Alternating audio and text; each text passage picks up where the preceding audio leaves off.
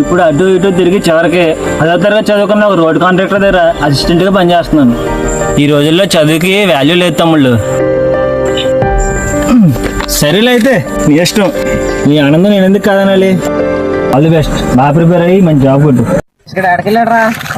ఎవరితో బయటికి వెళ్ళాడరా? 10 నిమిషాలు వస్తాన్నాడు. అలాగే అక్కడ కూర్చుందాం పదా, ఆడు వచ్చే వరకు.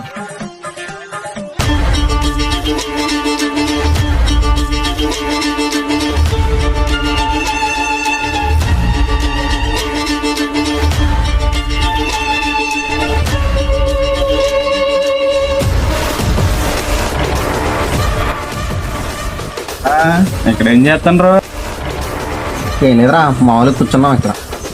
ఎరా ఖాళీ కనబడుతుంది, ఎక్కడికి వెళ్ళట్లేదు ఏంటి? ఏం చేయట్లేదురా స్వామి.